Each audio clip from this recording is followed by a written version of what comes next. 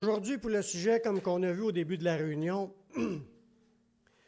on va parler du fait de se rapprocher du Seigneur. C'est le devoir des chrétiens de prendre du temps pour se rapprocher du Seigneur, pour garder le contact, garder la communion avec le Seigneur. Chercher est un disciple attaché au Seigneur. Juste ça, là, ce mot, cette phrase-là, ça en dit long. Parce que tu peux être un disciple détaché. Tu sais que le Seigneur existe, tu sais que tu as donné ta vie, mais tu t'en occupes pas, tu passes tes grandes journées sans jamais penser au Seigneur. T'es-tu connecté? T'es-tu attaché? Non, t'es détaché. Puis il faut apprendre à s'attacher. Il faut apprendre que pour s'attacher, tu attaches une corde, puis tu t'attaches, là, tu ne peux pas te décoller de là. Tu es attaché. Mais attaché au Seigneur, c'est tu t'accroches à lui, puis tu y parles, puis tu gardes le contact. Le chrétien a ses responsabilités. On va regarder ensemble que le Seigneur s'attend à ce que chacun de ses enfants s'attache à lui de plus en plus. Parce que je ne sais pas si vous l'avez déjà remarqué, mais dans le Seigneur, il y a une croissance. Il y a une croissance, puis il y a du fruit qu'on porte, puis on a vu dans le premier verset qu'on a vu avant la réunion, que Jésus dit que si on n'est pas attaché au cep, on n'emporte pas de fruit. Puis si tu veux grandir dans le Seigneur, si tu veux expérimenter des choses dans le Seigneur, si tu veux vivre de plus en plus de belles choses par la puissance du Saint-Esprit, tu n'as pas le choix, il faut que tu y ailles dans ce sens-là. Parce que si tu ignores cela, notre croissance vient du Seigneur. Tout vient du Seigneur. Fait que si on néglige ça, c'est comme tu dis, moi je ferme le robinet de l'eau puis je ne bois plus. Mais là, que tu vas me finir par avoir soif, par avoir bien soif, tu vas devenir déshydraté, puis tu vas tomber à terre sans connaissance, après ça, tu vas mourir si tu ne bois pas. Boire au Seigneur, c'est la même affaire. Ouvrir le robinet du Seigneur, c'est d'aller s'abreuver aux eaux que le Seigneur donne. Il dit, c'est une source d'eau qui va jaillir jusque dans la vie éternelle. Là, on parle des gens qui veulent boire. C'est ça qui est le point. Il faut boire à ces eaux. Vous savez qu'avant de connaître le Seigneur, on marchait dans l'égarement. On était égarés, là. On marchait selon nos pensées puis notre volonté, puis on était sur le chemin de la perdition. Parce qu'on marchait dans nos idées, on était égarés. Égaré, c'est que tu ne sais pas où tu t'en vas. Tu n'es pas attaché à personne, tu n'es pas attaché à rien, mais tu ne sais pas non plus où tu t'en vas parce que tu ne reconnais rien puis tu es perdu. Et où est-ce que ça mène au bout du chemin, tu tombes dans la perdition éternelle. On était comme ça avant de connaître Jésus, avant qu'on en entende parler. C'est ce que ça nous dit dans Éphésiens chapitre 2. Ça, c'est tout le monde, ça, qui était comme ça, avant d'accepter Jésus. Il dit, vous étiez morts par vos offenses, par vos péchés dans lesquels vous marchiez autrefois, selon le train de ce monde, selon le prince de la puissance de l'air, de l'esprit qui agit dans les fils de la rébellion. Vous voyez, qui conduit le monde? On en a parlé un peu tantôt, là. Celui qui conduit le monde, c'est le diable. Puis quand quelqu'un n'est pas attaché au Seigneur, il est automatiquement guidé et conduit par le monde. Il y a un esprit de rébellion dans ce monde qui mène le monde dans l'égarement. Puis il dit que nous aussi, on était là-dedans. Au verset 3, ça dit « Nous tous aussi, nous étions de leur nombre. » Pourquoi qu'on était de leur nombre? Parce qu'on est venu au monde dans le monde, puis on a été mené par l'esprit du monde tant qu'on n'a pas arrivé à Jésus, puis se repentir. Puis là, tu sors du monde, tu rentres dans le royaume de Dieu. Il dit, on vivait autrefois selon les convoitises de notre chair, accomplissant les volontés de la chair et de nos pensées. Ça, c'est une vie naturelle. Vivre selon sa chair, puis c'est selon ses pensées, c'est la vie naturelle que tous les humains vivent, mais sans s'en rendre compte, ils sont menés par l'esprit de ce monde qui amène le monde toujours dans les choses du monde. Il n'amène pas le monde dans la présence de Dieu. Il dit, ça c'est naturel. Nous étions par nature, c'est là que ça le dit que c'est naturel, des enfants de colère comme les autres. Marcher sans Dieu, marcher sans Jésus, marcher sans le Saint-Esprit, marcher sans la parole de Dieu, marcher dans ce monde-là, tu marches dans l'aveuglement quand tu es en dehors de ce que Dieu donne. Ça faisait de nous des gens sans Dieu, sans espérance. On n'avait pas d'espoir. Même si on se bâtirait notre religion et on essaie de s'encourager qu'on va se sauver par nos œuvres, si tu es sans Dieu parce que tu ne marches pas dans communion avec lui, là, par son esprit, si tu es sans Dieu, tu es un égaré qui fait des efforts peut-être, mais tu es encore égaré, puis tu es perdu, sans espoir.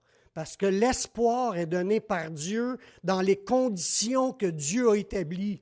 Tu n'as pas le choix d'adhérer à ce que Dieu a dit puis de fonctionner de la façon que Dieu a dit. Même de rester libre. Il ne force pas personne. Il a établi les règles de la foi, comment rentrer, puis mettre notre foi en quoi, puis s'accrocher, là, qu'on s'accroche à lui. Puis ça, c'est son plan que lui a établi, puis les autres aujourd'hui qui veulent vivre sans Dieu, vivent dans leur religion, selon leurs pensées, puis ils sont égarés, puis c'est une bande d'égarés, puis tout le monde s'en va sans espoir, s'en va dans la perdition éternelle.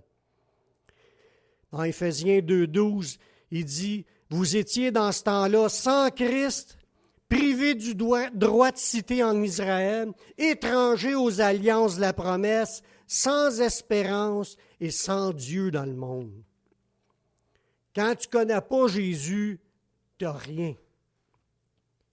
Tu n'as rien. Quand Jésus dit « Sans moi, vous ne pouvez pas rien faire », mais même encore, sans lui, tu n'es rien, tu n'as rien, puis tu es perdu. C'est ça. Il n'y a pas trois positions dans ce monde. Il y en a juste deux. Il y a ceux qui marchent avec Jésus, puis il y a ceux qui sont sans Jésus. Ils sont égarés. Étant des brebis égarées, nous étions perdus, puis notre châtiment, parce qu'on méritait le châtiment de la mort éternelle, autant qu'on était mort, dans Éphésiens, il dit, vous étiez morts dans vos offenses et dans vos péchés. Il ne parle pas de la mort physique, tu es encore bien vivant physiquement, mais spirituellement, tu es mort. Puis quand tu es mort, tu es déconnecté d'avec Dieu, c'est ça que ça veut dire, mort, c'est séparé. Tu es séparé d'avec Dieu spirituellement. Si tu meurs dans cet état-là, c'est la perdition éternelle. Tu restes séparé pour l'éternité. C'est pour ça qu'il faut naître de nouveau, il faut rétablir notre communion avec Dieu pendant qu'on est vivant. Puis après ça, demeurer en lui, puis que lui demeure en nous. C'est une autre condition pour demeurer dans l'effet de la bénédiction de Dieu, puis dans ses sources, puis dans son salut. Mais il y avait un châtiment qui nous était destiné, puis ce châtiment-là, il est tombé sur le Seigneur. Pour qu'on puisse avoir une occasion, la seule occasion, la seule opportunité d'être sauvé. C'est la seule bouée de sauvetage que Dieu a envoyée, c'est Jésus. La seule bouée de sauvetage. Il n'y a rien d'autre qui peut sauver que lui. Puis pas rien que nous sauver, nous conduire aussi dans son chemin. C'est juste lui. Dans Isaïe 53, 6, ça dit « Nous étions tous errants, comme des brebis. » Des brebis, mais pas n'importe quelle brebis. On était errants comme des brebis errantes. D'un troupeau de brebis errantes qui errent, qui ne savent pas où ils s'en vont. Chacun suivait sa propre voie. Mais là, l'Éternel a fait retomber sur le Messie l'iniquité de nous tous. Autant qu'on était perdus, Dieu nous a envoyé une bouée de sauvetage, puis c'est son Fils Yeshua.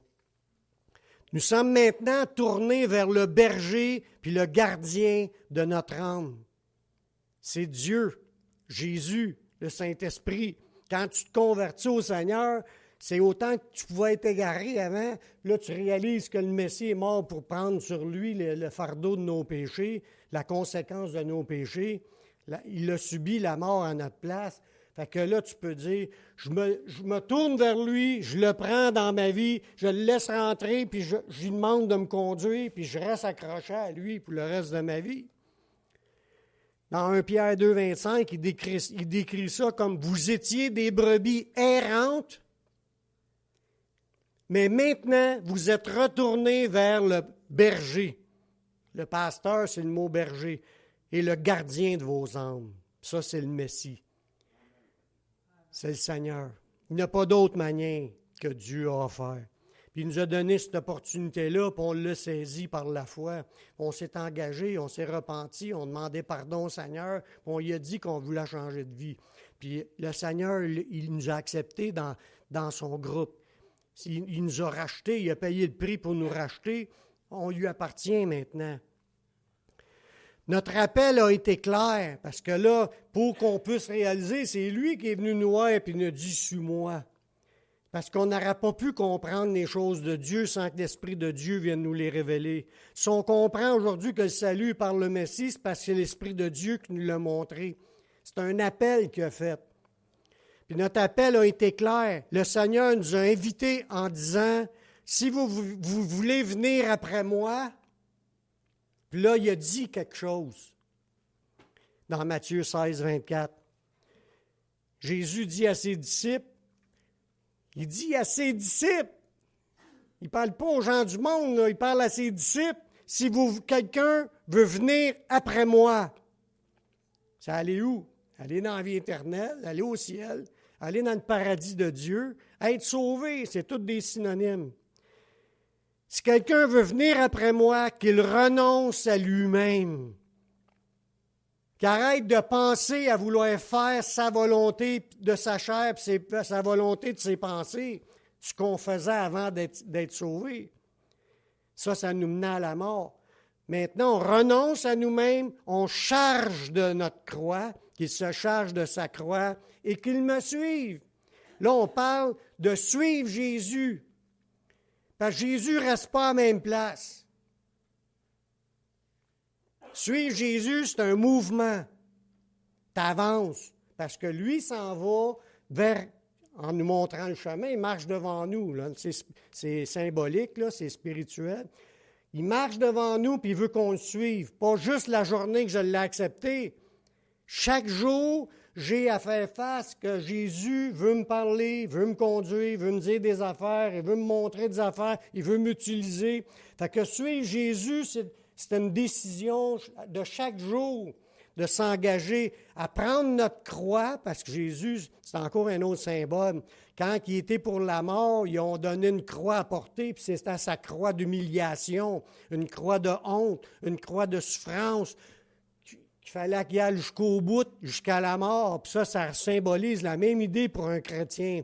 Tu prends ta croix, tu vas vivre des humiliations, tu vas vivre de la honte, tu vas vivre des souffrances, tu vas vivre des choses, puis tu peux même vivre la mort pour le Seigneur. Renoncer à toi, tes idées, prendre ta croix. Parce qu'on a tous chacun une croix qui nous est destinée, un plan que Dieu a préparé. Lui, il a décidé pour Yvon, il y a un chemin que Dieu veut que Yvon prenne. Il a équipé Yvon pour qu'est-ce qu'il a à faire, puis il veut que Yvon choisisse de prendre ce chemin-là que Dieu a pour lui. Puis on a chacun un chemin différent. Peut-être son chemin, c'est qu'on se rencontre à l'église à tous les semaines, mais dans la semaine, on n'est pas ensemble, puis on a tout un chemin de croix à suivre en suivant Jésus.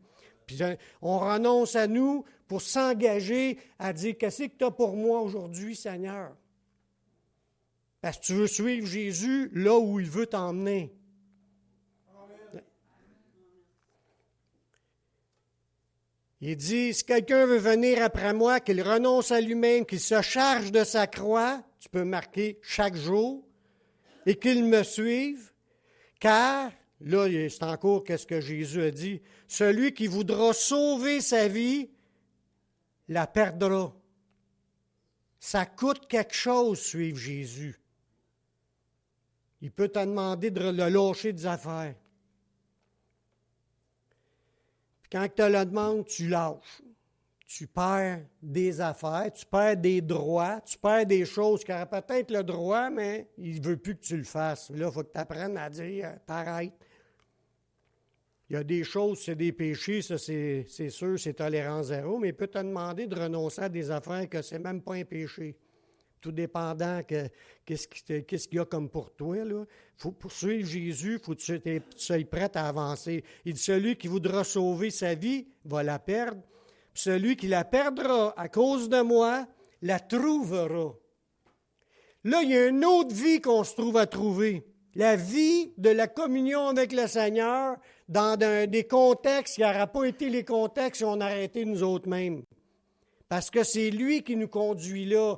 Toi, il va t'appeler à renoncer à certaines choses pour t'emmener plus loin, plus. Il ne veut pas nous conduire dans la misère inutilement, là. Tout ce que Dieu va nous conduire, c'est pour le mieux, spirituellement parlant.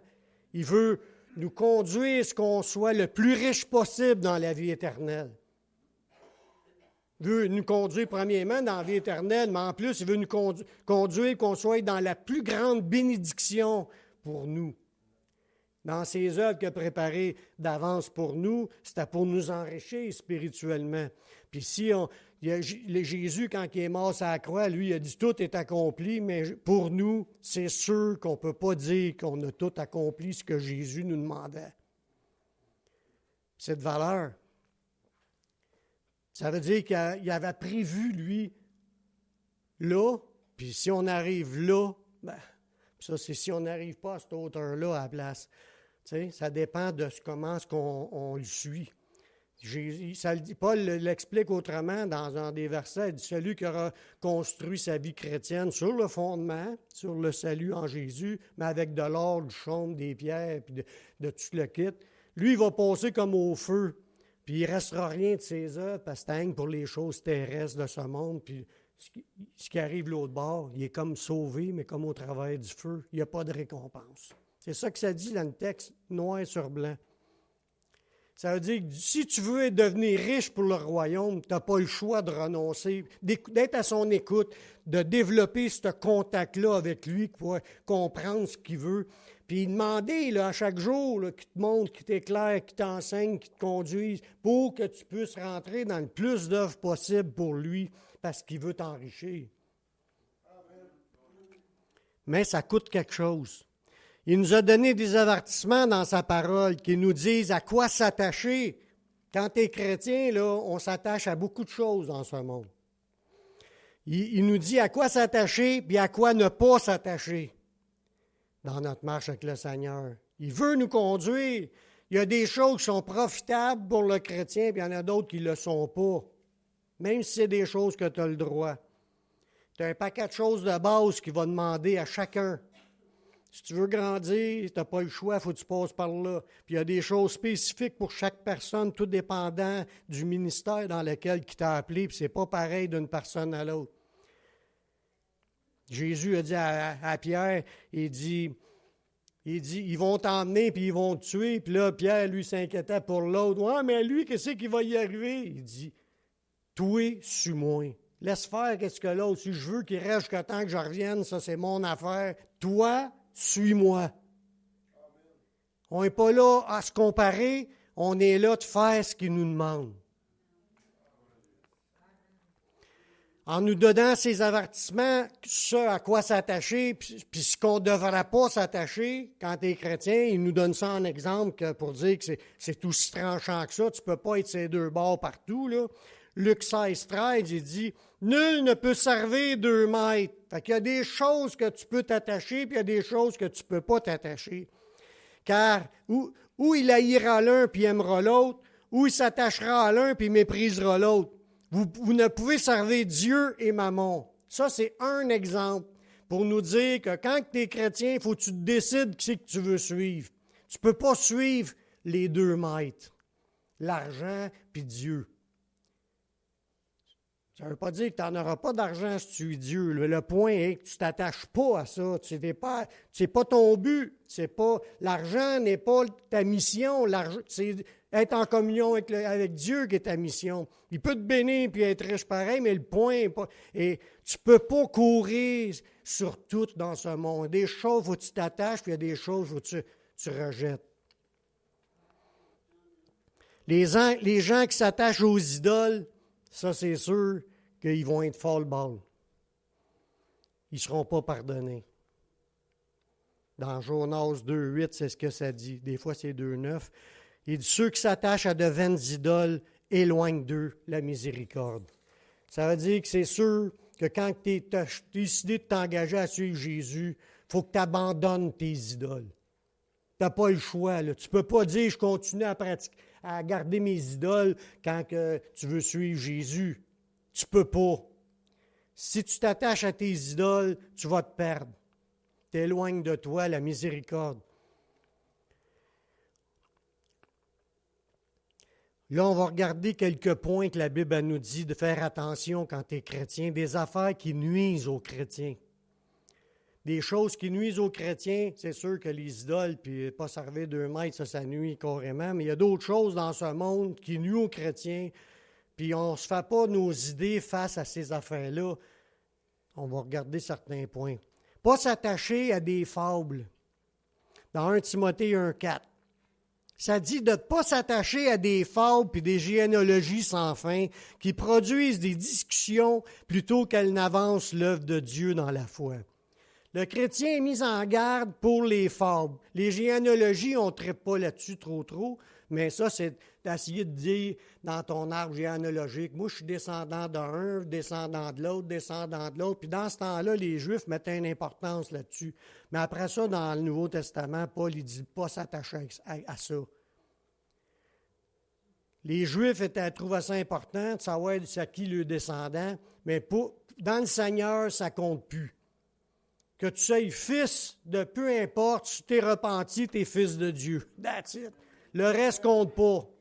C'est suivre le Seigneur. Puis les généalogies, si on oublie ça, mais les fables. Les fables, là, c'est des contes racontés avec des belles petites histoires pour donner des morales. Walt Disney en a plein, mais il y a les fables de La Fontaine, ou les fausses exemples que souvent les gens disent. Un tel, il a fait ça, puis en réalité, si tu fouilles, il n'a jamais fait ça. C'est un mensonge. Il y a quelqu'un qui a inventé une affaire, puis ça amène du mensonge. Si tu dis que c'est une parabole, là, c'est une autre affaire, mais Jésus a parlé avec des paraboles. Mais de dire qu'un tel a dit ça, puis là, t'en faire une morale ou un point qui ferait de toi un point à mettre en pratique, mais c'est pas vrai. Il y a des dangers. Les fables, c'est pas la parole de Dieu.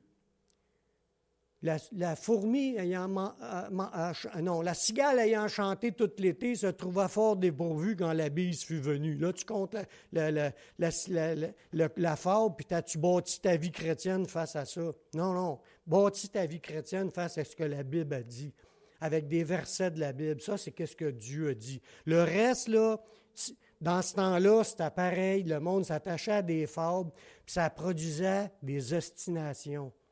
Les fables et les généalogies produisaient des ostinations, amenaient le monde à suivre des courants de pensée qui viennent du monde et non pas de la parole de Dieu. Là, j'ai dit ça, la fable de La Fontaine, mais il y en a d'autres points qui sont des sujets qui courent, même des sujets qui seraient des sujets d'actualité, là.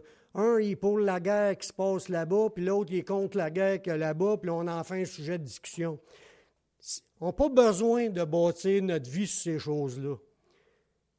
Même s'ostiner au point de vue de la politique, parce que la discussion, là, ça amène des divisions dans le corps de Christ. Dieu veut qu'on soit unis, qu'on marche ensemble, qu'on soit connectés, puis que la seule chose qui nous tient ensemble, c'est la parole de Dieu, puis notre amour pour Jésus, puis pour Dieu le Père. Quand il dit de ne pas s'attacher, c'est le mot que là, attaché, c'est amener vers. C'est comme tu amènes un navire à la terre, toucher terre, fixer son esprit, être attentif, porter de l'attention sur ces sujets-là. C'est ça qu'il dit, de ne pas porter d'attention, de ne pas fixer son esprit, pas être attentif à ces idées-là courantes. Ce qu'on suit, nous autres, c'est ce que Jésus dit. Ça n'avance pas la foi. Ça ne nous fait pas avancer dans l'œuvre de Dieu dans la foi, quand tu t'ostines ces sujets du monde. Une autre affaire qu'il faut faire attention, que ça dit de ne pas s'attacher, c'est le culte des anges. Mais s'attacher plutôt au Seigneur. Dans Colossiens 2,18, ça dit qu'aucun homme sous l'apparence d'humilité ou par un culte des anges ne vous ravisse à son gré le prix de la course, tandis il s'abandonne à ses visions, puis il est enflé d'un vain orgueil par des pensées charnelles, sans s'attacher au chef dont tout le corps est assisté, est solidement assemblé.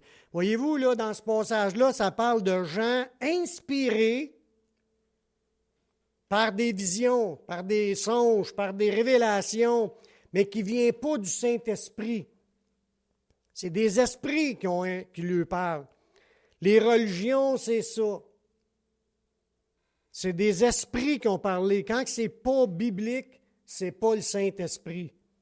S'il y a du mensonge, peut être même d'une église évangélique, puis avec des points qui sont mensongers, ça vient de l'homme, puis ça vient d'inspirations qui ne sont pas de Dieu.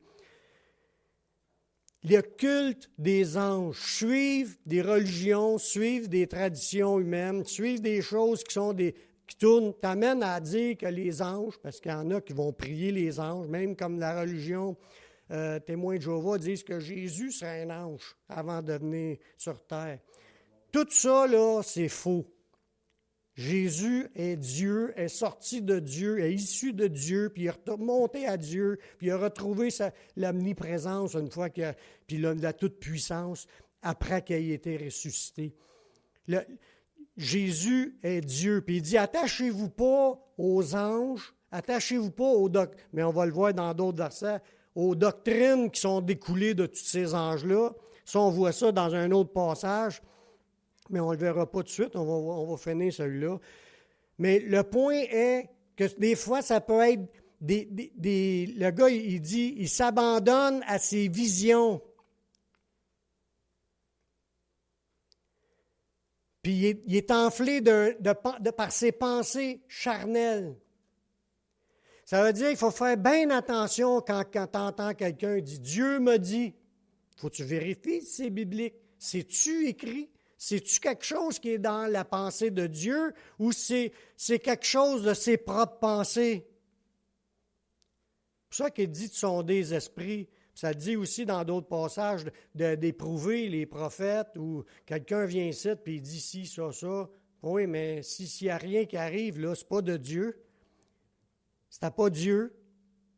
Il y en a eu plein dans le monde de l'évolution de ma vie chrétienne à moi. J'en ai entendu plein des faussetés dans des prophéties. C'est pour ça qu'aujourd'hui, je vais dire, il faut être prudent à ce qu'on entend. C'est-tu biblique? Puis on le voit, c'est vrai, par l'accomplissement des choses. C'est sûr qu'on peut dire, « Ah, mais j'ai manqué de foi, puis je ne l'ai pas vu. » Mais quand Dieu déclare qu'une chose va t'arriver, ça ne peut pas ne pas t'arriver. S'il dit que le monde s'en va dans la perdition, ça ne se peut pas qu'ils n'iront pas dans la perdition. Il y a des versets qui sont déjà dit que c'est ça, puis que tu ne peux pas tourner à côté de ça. Fait qu'il faut vraiment bâtir notre foi dans ce qui est vrai. Faire attention aux inspirations qui viennent, parce que tous les chrétiens en ont des inspirations du diable. Oups! Quand il dit résister au diable, c'est parce qu'il y a une inspiration qu'il venait de te dire, là. Puis donnez pas accès au diable, il y a encore une autre inspiration. Tu donnes opportunité au diable de pratiquer telle chose qui n'est pas de Dieu. Fait que des inspirations, là, tout le monde en a. Jésus en a eu. Le diable lui a dit, il y a 3 tentations, mais ça dit aussi qu'il était tenté en toutes choses. Ça veut dire, il a parlé sur tous les sujets. Pour essayer de le faire tomber. Tout le monde en a, mais il faut être capable de faire attention, de commencer à rendre des cultes aux anges, parce qu'on pense que c'est le chemin de Dieu. Je ne la connais pas personnellement, mais je l'ai rencontré, cette personne-là, puis je l'ai vue elle était dans le Seigneur, était prophète dans le Seigneur, puis maintenant, elle a lâché son église pour s'en aller à l'église catholique et commencer à prophétiser par Marie.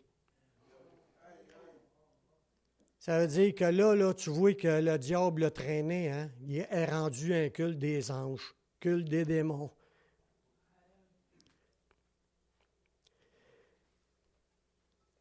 Il nous dit aussi de ne pas s'attacher, faire attention au prochain aussi, pas s'attacher à la loi de Moïse pensant être sauvé par elle. Dans Galates 3,10, car tous ceux qui s'attachent Tu vois encore l'attachement. Ceux qui s'attachent aux œuvres de la loi sont sous la malédiction, car il est écrit « Maudit est quiconque n'observe pas tout ce qui est écrit dans le livre de la loi, puis ne la met pas en pratique. » Si tu dis « Je suis sauvé parce que je pratique la loi de Moïse », là, tu tombes sur une malédiction parce que c'est impossible que quelqu'un la mette toute en pratique. Puis le peuple juif sont comme cela, mais on sait que Dieu va les amener au Messie pour les sortir de cette pensée-là. Il en a déjà sorti plusieurs depuis le temps que Jésus est venu. Il y a plusieurs Juifs qui ont suivi Jésus, mais il y en a encore d'autres qui vont se convertir dans pas long, une masse, qu'on s'attend à cela. Mais faire attention de ne pas s'attacher. Oui, on tire instruction. Ça dit que les choses ont été écrites pour notre instruction. Ça dit aussi de regarder la nuée de témoins qu'on a, qui sont écrits dans la Bible. C'est ça qui était l'idée. Oui, on tire des instructions, mais ce n'est pas qu'on suit la loi de Moïse pour être sauvé. Il y a une différence. Voyez-vous, on est sauvé par la foi dans le Messie. On a mis notre foi, on suit le Seigneur, c'est lui qui est notre sauveur, on est sauvé grâce à lui, puis on veut rester attaché à lui et non pas attaché encore aux autres choses, qui est comme la loi de Moïse. Il y a un autre avertissement de ne pas s'attacher aux doctrines qui viennent du diable. Ça découle un peu de la même qu'on a lu tantôt, de ne pas arriver au culte des anges. Là. Mais parce que c'est écrit, puis là, quand Paul a écrit ça, là, ça dit dans 1 Timothée 4.1, « L'Esprit dit expressément ». C'est une précision que l'Esprit de Dieu a donnée à Paul sur la fin des temps, puis à propos des chrétiens dans la fin des temps. C'est depuis 120 ans à peu près qu'il y a un mouvement de réveil par le Saint-Esprit, mais qu'il y a aussi un mouvement d'imitation, de fausseté, puis d'œuvre qui ne vient pas du Saint-Esprit. Je ne veux pas vous faire une énumération, mais il y a des choses qui se produisent, puis les religions sont là aussi en témoignage de ce qui ne vient pas du Saint-Esprit. Là. Mais le Saint-Esprit dit que dans les derniers temps, quelques-uns abandonneront la foi. C'est grave, là. Tu es dans la foi, Jésus dit « Demeurez en moi », mais ils vont abandonner la foi pour s'attacher à des esprits séducteurs, des doctrines de démons. C'est quoi ça? Des religions. La personne que je viens de mentionner tantôt, c'est quelqu'un comme cela. Elle a abandonné la foi, puis elle a été séduite. J'en connais un autre pasteur que j'ai écouté son témoignage. Lui était un pasteur d'une église Pentecôte. S'est converti au catholicisme, puis il était rendu qu'il priait Marie. Mais il n'y en a pas un qu'un, il y en a plein. Là. Il y en a plein. Je donne ça comme exemple que je l'ai vu, son témoignage, il le racontait sur YouTube, puis il se vantait de ça. Hey, là, il est perdu. Il s'est attaché à des esprits séducteurs. Il n'y a aucune place dans la Bible qui nous dit de prier Marie. Les chrétiens doivent s'attacher au Seigneur seul. Puis prier que le Seigneur seul. Servir que le Seigneur seul. Ça, c'est des esprits qui séduisent, qui trompent.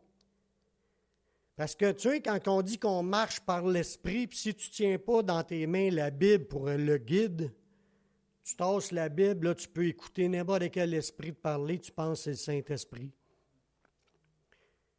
Tu penses que c'est le Saint-Esprit. Tu vas vivre une expérience, ton corps va se mettre à shaker, là, puis tu penses que c'est le Saint-Esprit. Si ce n'est pas fait dans le cadre comme Dieu le dit, ce n'est pas le Saint-Esprit. Il y en a d'autres esprits qui sont capables de te faire shaker. J'ai vu une vidéo, moi, avec il y a à peu près une couple d'années, là, quand c'était en temps que la bénédiction de Toronto, puis il y avait des manifestations surnaturelles, le monde était à quatre pattes, puis il faisait le chien, puis il se levait la jambe pour faire semblant de pisser sur une chaise, ou faire le serpent à terre. C'est pas des farces, c'est ce que je vous dis là. Je les ai vus de mes yeux, ces affaires-là. Mais j'ai vu les mêmes phénomènes se produire dans un culte musulman, que c'était les musulmans qui shakaient comme ça. Puis j'ai vu les mêmes phénomènes se produire dans le Kulam Deli. C'est une science orientale, l'éveil du serpent qui appelle ça, comme si le serpent rentre dans ta colonne vertébrale. Puis ils vivaient les mêmes affaires, les jerks, puis toute la patente. C'est un autre esprit, ça n'a rien à voir avec la parole de Dieu. Ça n'a rien à voir avec Jésus et son esprit. C'est des esprits qui rentrent parce que le monde accepte de se faire imposer les mains par tout le monde. Là. Puis là, ils s'injectent. On a vécu ces expériences-là, puis on a chassé de ces esprits-là. Si vous voulez savoir qui allez voir, vous viendrez me voir, je vous dirai s'ils veulent que je le dise. Il y en a que je connais, des proches qui ont vécu des affaires, puis s'ils veulent leur rendre témoignage, ils peuvent le dire eux autres même en levant la main. Qu'ils ont vécu ça, puis ça s'enlevait dans leur vie, par l'autorité du nom de Jésus. Tu ne peux pas chasser le Saint-Esprit, là. Tu chasses des esprits, puis ça part. Fait que, il faut faire bien attention, ça dit que c'est expressément que c'est dans les derniers temps. C'est quand ça? C'est dans nos temps actuels. Il y a des esprits qui séduisent, puis il y a des doctrines, des enseignements faits par les démons. Des enseignements qui viennent inspirés par le diable et ses démons. Comment tu fais pour les différencier? C'est-tu écrit dans la Bible? Si ce n'est pas écrit dans la Bible, ça ne vient pas de Dieu, tout simplement. C'est de même qu'on tranche ça, c'est la parole qui est notre guide. Maintenant, il y a certains versets, là, on a regardé quelques versets, de faire attention de ne pas s'attacher à certaines choses. Là, il y a des versets qui nous disent de s'attacher à d'autres choses quand tu es chrétien. Si tu veux plus de Jésus dans ta vie, bien, à quoi faut que tu t'attaches? Dans 1 Corinthiens 7, 35, l'apôtre Paul est en train d'expliquer que je dis ça dans votre intérêt. C'est pas pour vous prendre au piège, c'est vous porter à ce qui est bien séant et propre, à vous attacher au Seigneur sans distraction. Le but, quand tu es chrétien, il faut que tu arrives à t'attacher au Seigneur sans être distrait. Ça veut dire, toute ton attention est envers le Seigneur. Toute ton attention est envers plus de Jésus, à être à l'écoute de Jésus, marcher avec Jésus, être guidé par Jésus. S'attacher sans distraction, c'est le top.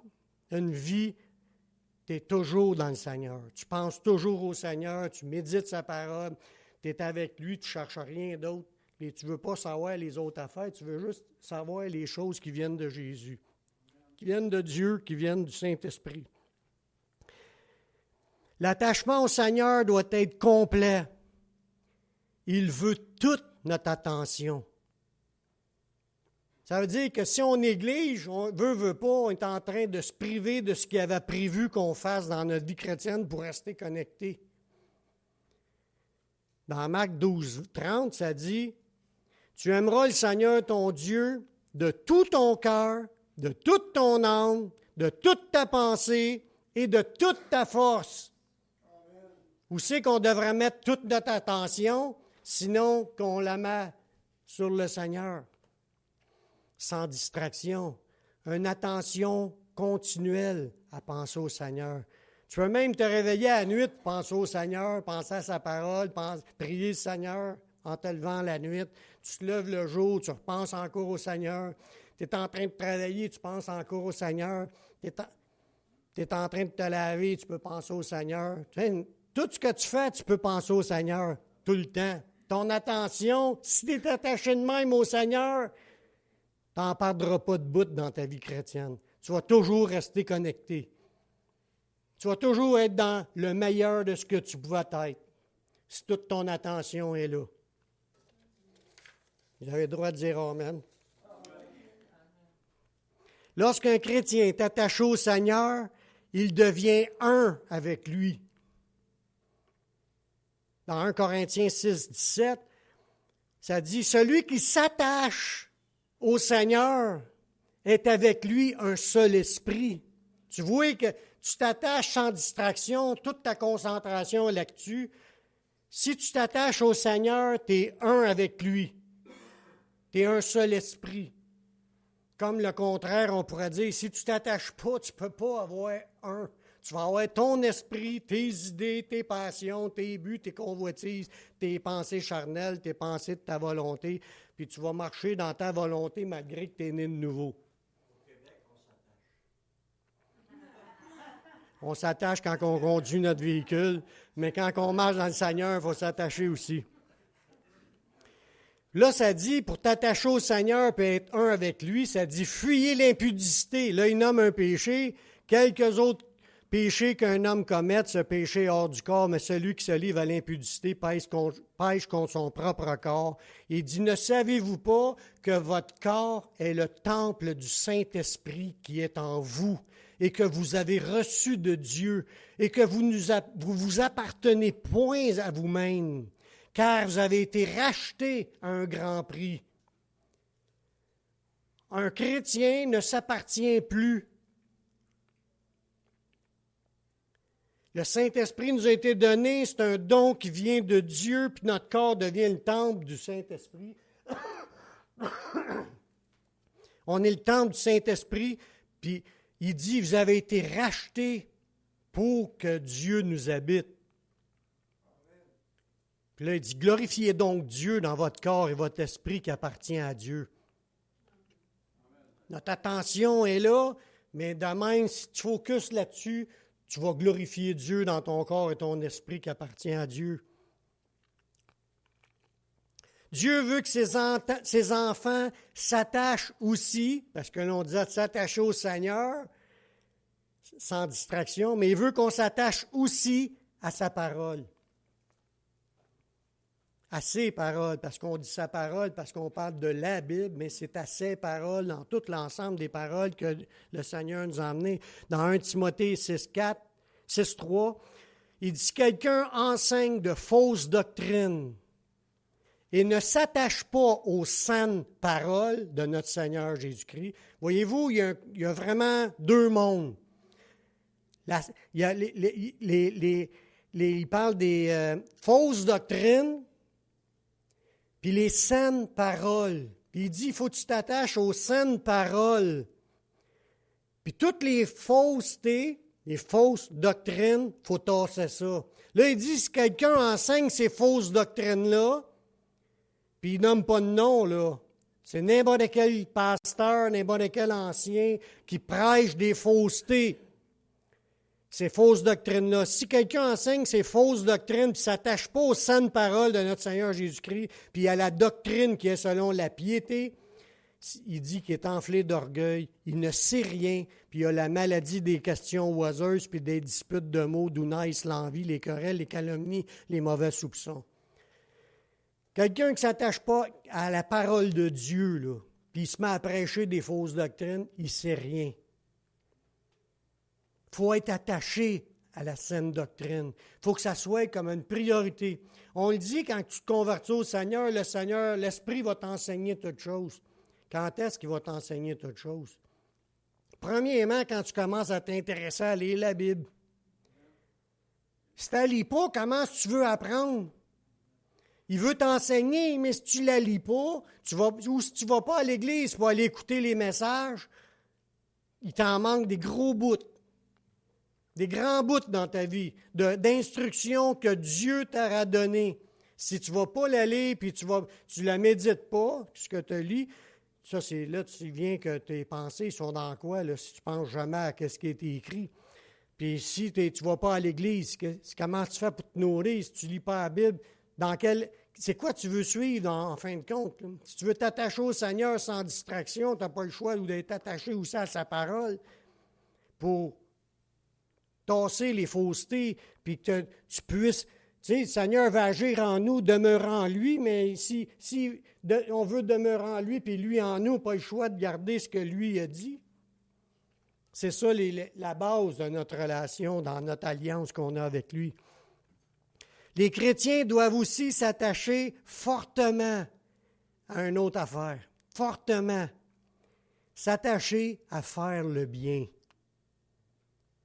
Parce qu'on a plein de choix dans la vie, dans des choses qu'on fait. Puis c'est sûr qu'on va avoir des combats, on va avoir des difficultés, tout ça, mais il faut toujours revenir puis être fortement attaché à vouloir faire le bien. Si tu veux demeurer en Jésus, Tu ne peux pas volontairement faire le mal sans trister ta communion avec l'Esprit Saint. Dans Romains 12, 9, il dit que la charité soit sans hypocrisie, ayez le mal en horreur, attachez-vous fortement au bien. Tous les chrétiens doivent être, tu veux marcher avec le Seigneur, fais le bien, attache-toi au bien, éloigne de toi tout mal, parce que ça l'attriste le Saint-Esprit. Ça brise ta communion.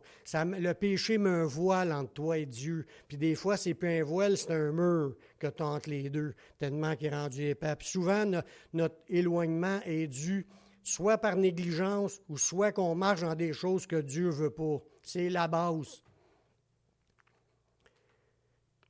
Quand on regarde, il dit s'attacher fortement au bien. Le mot attaché que là, c'est d'être collé, lié, cimenté, assemblé ensemble, que ce soit quelque chose qui est en toi, que tu décides tout le temps de faire le bien. Comment est-ce qu'il y en a ici qui aiment ça, faire le bien? Mais faites le bien, bien. Faites bien le bien. Attachez-vous au bien. Puis je finis avec un dernier verset. Il nous encourage aussi à nous attacher à notre service pour lui, selon notre appel. Comme je l'ai dit tantôt, chacun a sa croix, chacun a un appel de Jésus. Si tu veux demeurer en lui, puis tu veux que ta vie soit productive, il faut que tu focuses sur lui, tu gardes sa parole, tu es attaché à bien faire, mais il faut aussi que tu t'attaches au service, à l'appel qu'il a mis sur ta vie pour servir le Seigneur. Peu importe qu'est-ce que c'est comme service. Dans Romains 12, 7, ça nous dit que celui qui est appelé au ministère s'attache à son ministère, que celui qui enseigne s'attache à son enseignement, que celui qui exhorte à l'exhortation, que celui qui donne, même quand tu donnes, tu peux être une personne que Dieu a choisi pour être un pourvoyeur dans l'œuvre de Dieu. Tu donnes, il faut que tu le fasses avec libéralité, c'est avec générosité. Puis que celui qui préside le fasse avec zèle, que celui qui pratique la miséricorde le fasse avec joie. Voyez-vous, peu importe ce qu'on est en train de faire, c'est un appel que Dieu fait. Il veut qu'on s'attache à l'appel qu'il nous a montré, puis qu'on se donne pleinement de tout notre cœur en marchant à son service pour le glorifier. Si on demeure dans ces attachements-là, puis on s'éloigne de ce qu'il nous dit d'être détaché, tu vas demeurer en lui, puis lui en toi. Amen. On va prier. Seigneur, je te remercie pour ta parole qui est vraie. Je te remercie pour tes révélations. Continue à graver ces choses dans nos cœurs. Qu'on ait toujours un cœur vouloir s'attacher de tout notre cœur envers toi. Tu es notre Dieu, tu es notre Seigneur, tu es notre Sauveur. Tu nous as rachetés, on t'appartient, tu nous as donné ton esprit. On veut marcher avec toi, en toi, puis demeurer en toi. Continue à graver ces choses dans notre cœur, puis qu'on soit des gens bouillants pour te servir et te suivre. On remet nos ventres à tes mains, Seigneur, dans le nom de ton Fils Yeshua. Amen. Amen.